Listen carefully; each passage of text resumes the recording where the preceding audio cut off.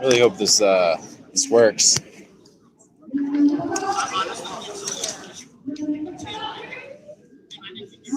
Did we decide portrait? Yeah, because the landscape makes it super small. Oof, there we go. Share everything.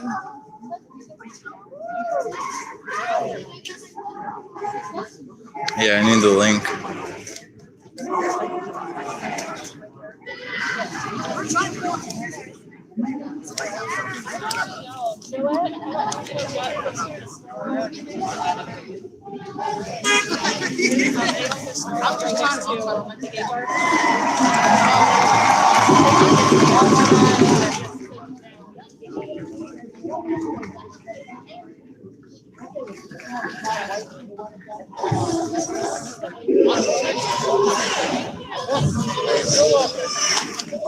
Damn, you're sad in my pockets. Exhausted.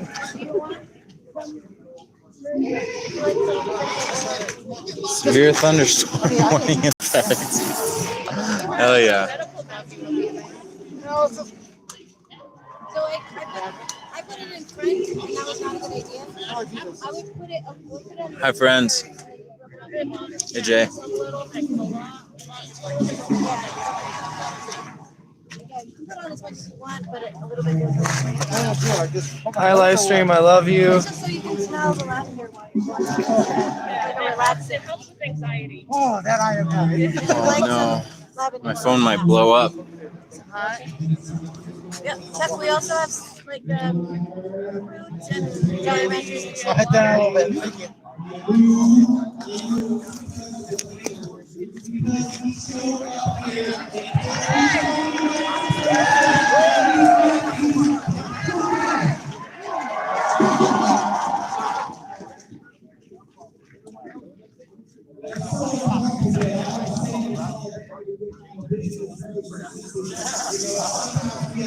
All right.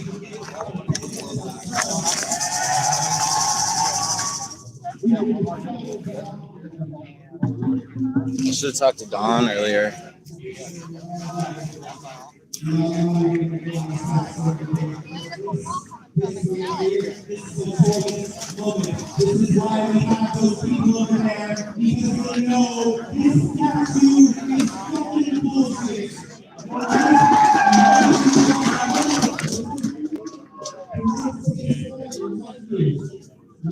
I should just wear a regular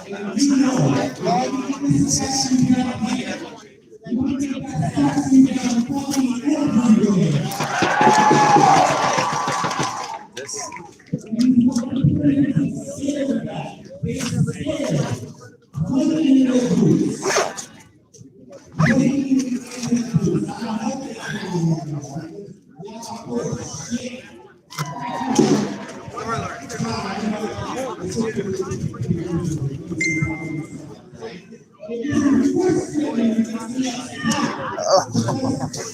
No, negative wisdom. I don't want to. It's too hot.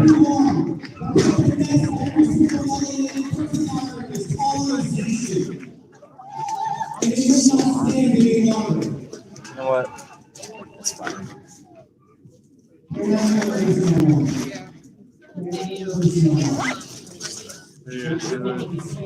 All right, man. How are you? Nice to see you. Hoping this one not in jail like last time. Yeah. What's your opinion on the air temperature? The I haven't really been using the medical since I've been sitting around. It's definitely charged. It's different than what we're used to down in Denver. how so?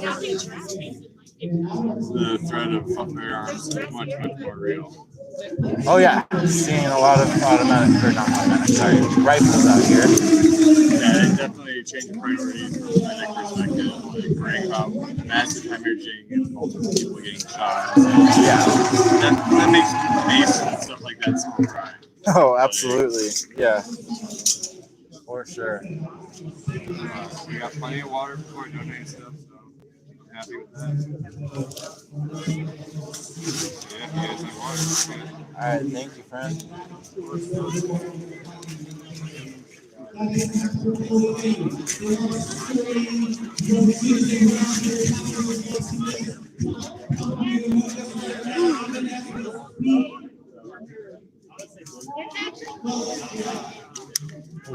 All right. Well, what up, Don? You're good, Jesse. Yeah, this is Pueblo.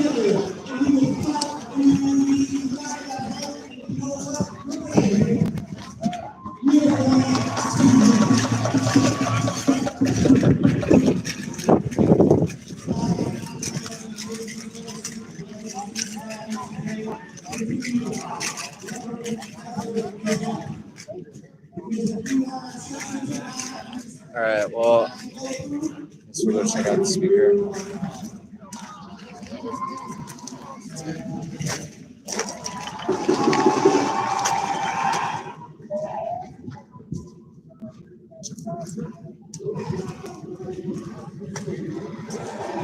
There's a magic shop. Oh no. It's gonna overheat.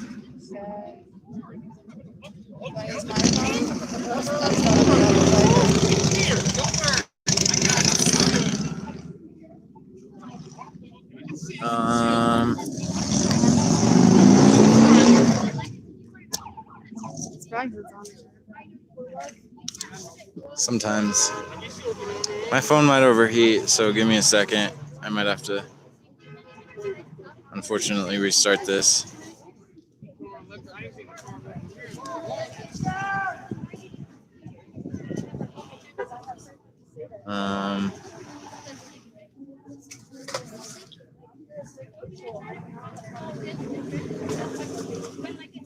Yikes. It's really hot.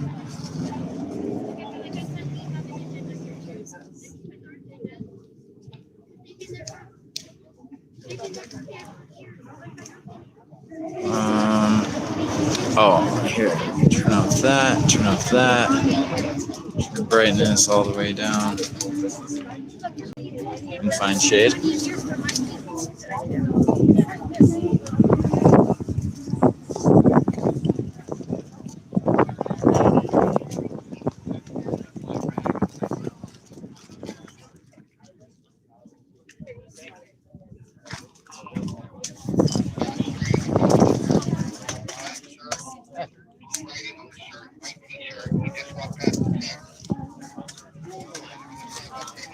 Are you talking about me? Huh? Yes.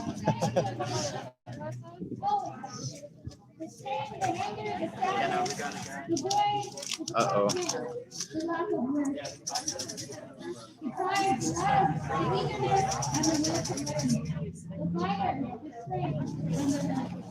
Well, it's still streaming, so. Beautiful, but detached from its roots is pain. To be plucked from the earth and tossed to assimilate is mine and many others' lineage. To come from lands ripped from their customs and raped into mestiza, it is a struggle to not feel disconnected. But that disconnection was the goal, you know? How do we know where we come from when it was scrapped to speak of? How can we not feel anger and knowing for many of our ancestors it was safer to just say, okay? How do we stay in the energy knowing that complicity is in fact what has us existing here today? How do we heal generations of eternal hate and pain knowing it wasn't cowardice that carried our ancestors through? Strength in a form we are so unfamiliar with, strength that carries the burden of defeat, strength that is bursting up front tenfold in the embodiment of anger and tears at our need and demand for change. Change. Back to the roots that were ripped from the earth. From the mother and the sun and the stars and the moon, how are we supposed to root back and feel complete when the whole patch has been dug up, muddied, and dried? Why do we feel as if we need permission? As if it's not our space to take? What space do we belong in if it is not theirs or our own? That, my friends, is the legacy of this colonized community. And when they get mad because we are being called to heal our hearts, to heal our souls, and those same parts of our ancestors. They get angry that we are beginning to heal by tearing down the visions of the colonizers in which they occupied. Tell them that this generation is the last to be nested. This generation belongs to the power of our ancestors.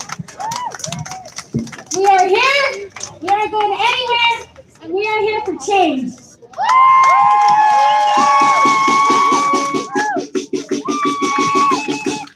Stay hydrated, friends and neighbors. Make your way over to some self-care at the white tent. There's some bags of ice that are giving us all life.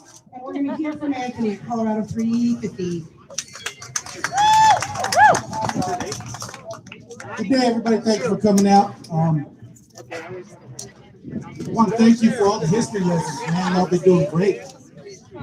There's a little piece of history that I don't think somebody knows about. This goes out to those sons of Italy. You know, in 1851, America made that thing they call a treaty with the indigenous people. 1853, just 2 short years later, I think it was Commandant William Perry who invaded Japan and forced Japan to do trade and commerce with other industrialized nations. They set up what we know as reservations. We all know how that goes, right?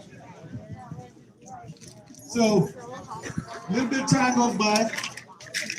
Japan sends their first diplomatic emissaries to Washington to work out their own treaty, right? That wasn't happening. A few short years later, they go and issue an order banning Japanese from America, basically the first immigration. During this same time, you know, years go by, Japan's facing economic hardships, and 1605, I believe, comes around, when this statue was actually commemorated on this spot. That same year gave birth to the Sons of Italy. So they've been around as long as this statue has. During this time, you got World War II comes around. The United States, you're well aware of the internment camps they issued against the Japanese Americans. Okinawa, right there. They also did the same thing against German and Italian Americans.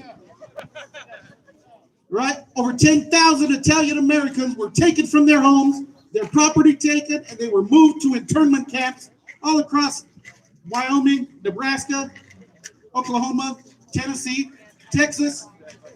Y'all didn't know that, did you? And many of them stood in those prisoner of war camps, because that's what they are, make no mistake. They stood there long after the war and died in that war, all through the 20s. America deemed Italians as a race other and different from Anglo-Americans. They labeled us as other than human, basically. Okay, all these acts, the FBI even instituted rules to spy on the Italian people. They were forced to get special IDs. You remember how they did in Nazi Germany where you couldn't walk around without papers? They did that here in America to the Italian people. Over 600,000 Italian Americans lived for 3 years